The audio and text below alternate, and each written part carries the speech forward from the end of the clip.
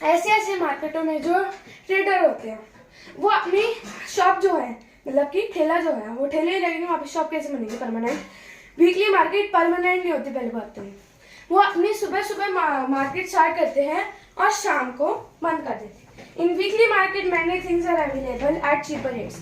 बहुत सारी चीज़ें मिलती है वीकली मार्केट में, और वो भी बहुत कम प्राइस में, जैसे कि शॉप्स में मिलती है तो उससे बहुत कम प्राइस में वीकली मार्केट में से हम ले सकते हैं।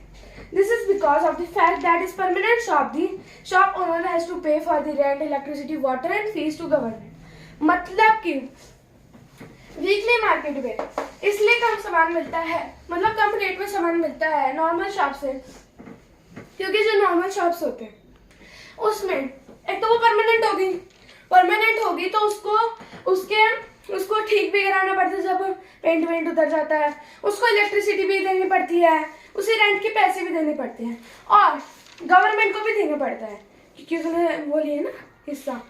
पर वीकली मार्केट में ऐसा कुछ नहीं होता, उसे ना इलेक्ट्रिसिटी की कोई जरूरत है और ना किसी को रेंट पे करने की। Most of the shops set up in the weekly market are managed by the members of the family and every few of them hire workers for selling their goods।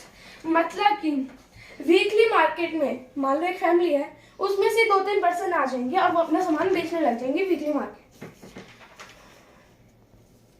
Weekly market have a large number of shops selling the same goods and there is competition among them. मतलब कि weekly market में क्या होता है,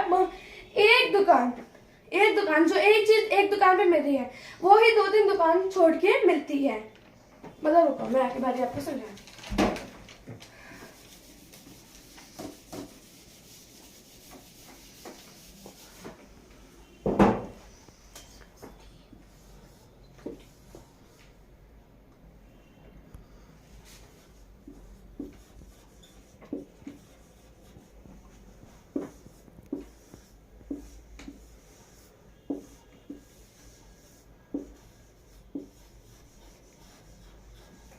मतलब कि मान लो ये एक बॉटल की शॉप है ये वाली, तो 2-3 दुकान छोड़ के एक और बॉटल की शॉप होती है और इन दोनों में कंपटीशन होता है कि किसका सामान ज्यादा बिका। मतलब कि एक 2-2 दुकान छोड़ के वो सेम दुकानें होती है और उनमें कंपटीशन होता है, ठीक है। As a result buyers can bargaining and bringing the price down. मतलब कि वीकली मार्केट में जो है कंज्यूमर्स वो सामान लेने जाते हैं तो हम शॉप वालों से बार्गेनिंग करके उसका जो कॉस्ट होता है उससे और कम करवा सकते हैं। मान लो ये बॉटल है 100 रुपीज की, मैंने बार्गेनिंग की शॉप वाले से और मैंने करा ली उसे 80 रुपीज की, ठीक है। हम बार्गेनिंग करके उसका प्राइस कम भी करा सकते हैं।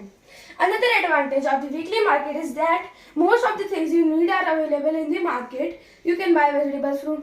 मतलब कि वीकली मार्केट में हाँ पूरी मार्केट है, एक साथ ही है वो, तो उसमें से बहुत सारे सामान आप एक साथ ही ले सकते हो। और मार्केट जो होता है, मान लो मार्केट है उसमें बॉटल यहाँ मिल रही है, फिर 2-3 गली चल के दूसरी चीज वहां पे मिल रही है। पर वीकली मार्केट में क्या होता है, बस छोटी सी जगह पे होती है और सारी चीजें वहीं पे हमें मिल जाती है। One need not to have go to different places to buy different item। मतलब मैंने आपको बता दिया कि हमें दूसरी जगह चाहिए जानी पड़ती है एक सामान को लेने। So many people prefer to go to a weekly market where they have a choice and they get goods at reasonable price। मतलब कि बहुत सारे जो इंसान होते हैं वो वीकली मार्केट में जाना प्रेफर करते हैं, क्योंकि जैसे मैंने आपको बहुत सारे एग्जांपल्स दिए कि एक तो उनका चीपर रेट होता है, हम बार्गेनिंग कर सकते हैं और हमें सारा सामान उस वीकली मार्केट में मिल जाएगा। इसलिए बहुत सारे लोग वहीं से मिलते हैं, मतलब वहीं से गुड्स लेते हैं, अपने सामान लेते हैं बहुत कम प्राइस में। नेक्स्ट आता है buying and selling through internet. Internet तो हमें पता ही क्या होता है।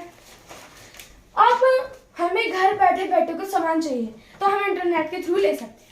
इसका मतलब ये है people living in big cities can also buy goods without actually going to the market place. मतलब कि जो बड़ी बड़ी सिटीज होती है वहां पे जो इंसान होते हैं वो बिना घर से बाहर निकले सामान खरीद सकते हैं इंटरनेट के थ्रू,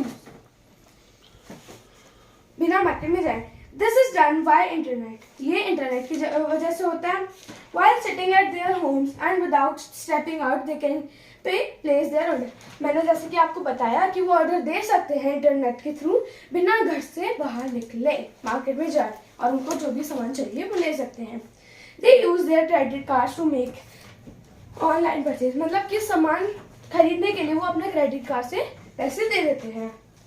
या फिर मतलब कभी कभार ऐसा नहीं होता, जैसे एग्जांपल है इसके मीशो, अमेजोन, वहां पे हम या तो सीधा पेमेंट कर देते हैं सामान आने से पहले, या फिर सामान आने के बाद भी पेमेंट हम कर सकते हैं। इसके एग्जांपल्स ये हैं, एक बार मैं आपको लिख के दिखा देती हूँ।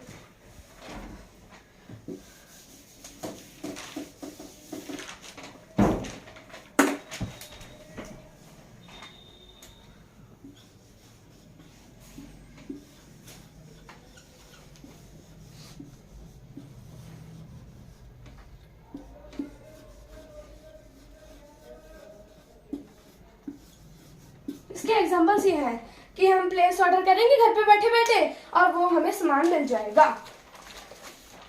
आगे है goods purchase in this way are generally send to customer home by the store, मतलब कि यहाँ से स्टोर अलग अलग स्टोर पे से जो देने वाले होते हैं, जो हमें देते हैं सामान, वो खरीदते हैं, वहां से लेते हैं और फिर हमें डोर स्टेप तक ही दे जाते हैं सामान।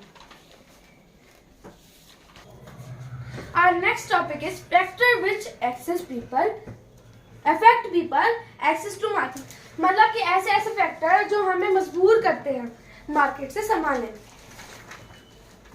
First, availability of goods.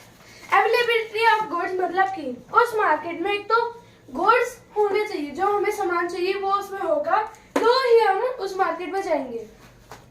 Next है क्वालिटी ऑफ गुड्स, मतलब कि नेक्स्ट है क्वालिटी ऑफ गुड्स, मतलब कि जो सामान है, गुड्स मतलब सामान, वो सामान अच्छा भी तो होना चाहिए। मान लो ये मार्केट है, इसमें मैं गई, मेरे को सारा सामान तो मिल गया पर उनकी क्वालिटी बिल्कुल भी नहीं अच्छी लगी, तो मैं वहां पे क्यों जाऊंगी बार बार ही? जहाँ की क्वालिटी अच्छी होगी वहीं पे तो जाओगे ना। नेक्स्ट है प्राइस। मान लो कोई सामान मिल रहा है एक जगह, एक मार्केट में मिलता है वो 50 रुपए का बोतल, एक मार्केट में मिल रही है वो 100 रुपए, तो प्राइस भी तो अच्छा होना चाहिए ना उस मार्केट में जाने के लिए। तो उसके लिए प्राइस पे भी डिपेंड करता है कि हम उस मार्केट में जाए या नहीं जाए। क्रेडिट फैसिलिटी, मान लो हमारे पास कभी कभी पैसे नहीं है तो हम क्रेडिट, पेटीएम और अलग अलग चीजें फोन पे से कर सकते हैं।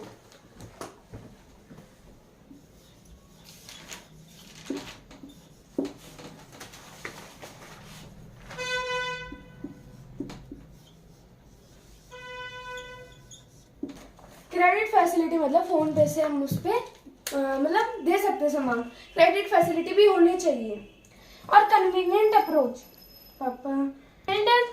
अप्रोच मतलब कि मेरा घर पड़ता है 22 सेक्टर में, फिर मैं 15 सेक्टर वाली मार्केट में क्यों जाऊं, मैं एक नंबर ही क्यों नहीं चली जाऊं, मतलब कि वो जगह हमारे पास भी तो होनी चाहिए ना, मैं दूर तो नहीं जा सकती ना।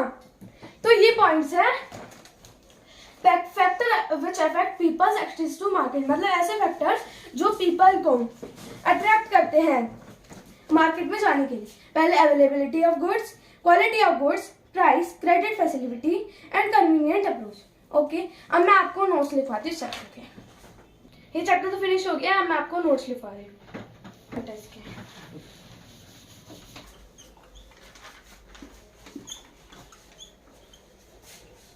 Market is a place where sellers and buyers meet and conduct selling and buying activity। मैंने आपको पहले भी समझाया था कि मार्केट एक ऐसी जगह है जहाँ पे सेलर्स मतलब बेचने वाले, बायर्स मतलब खरीदने वाले मिलते हैं और बेचने और खरीदने की एक्टिविटी होती है।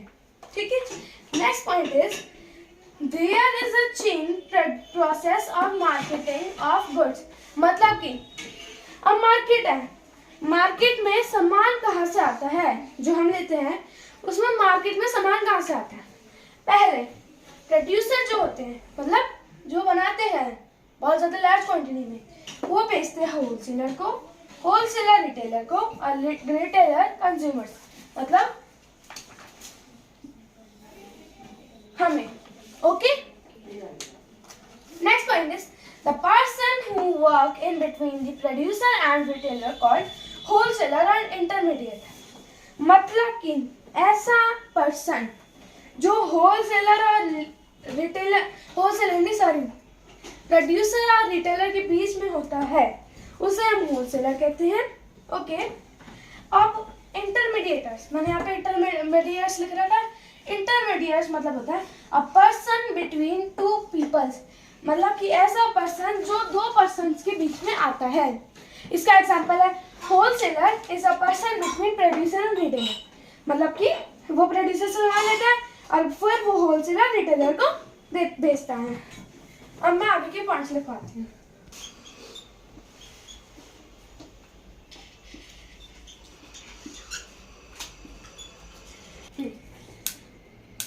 Retailer, a retailer is a person who sells goods to the public.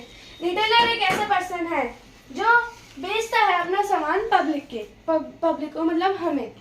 Weekly market, weekly market is a market which is held on a particular day of a week, example every Monday Sunday etcetera. मतलब कि एक weekly market ऐसी market होती है जो एक ही दिन लगती है, या तो एवरी संडे वीक में, या फिर एवरी मंडे, या फिर कभी भी लग सकते हैं etcetera. Hawker, a person who sell goods in public places. Hawker एक ऐसा पर्सन है जो अपने सामान बेचता है पब्लिक प्लेसेस में, मतलब जगह जगह जाके वो सामान बेचता है। अगला है shopping complex and mall. It is a place where we can buy both branded और नॉन ब्रांडेड थिंग्स। ये ऐसी जगह है जहाँ पे हम ब्रांडेड और नॉन ब्रांडेड दोनों चीजें खरीद सकते हैं। Factor which affect people access to market. Factors which affect people access to market are, मतलब ऐसे फैक्टर जो हमें मजबूर करते हैं कि हम मार्केट में जाएं और सामान लें। अवेलेबिलिटी ऑफ गुड्स, मतलब कि वहाँ पे सामान सारा होना चाहिए। नेक्स्ट, क्वालिटी ऑफ गुड्स, सामान अच्छा होना चाहिए। क्रेडिट फैसिलिटी, हमें क्रेडिट पे हम सामान दे सके, जैसे पेटीएम।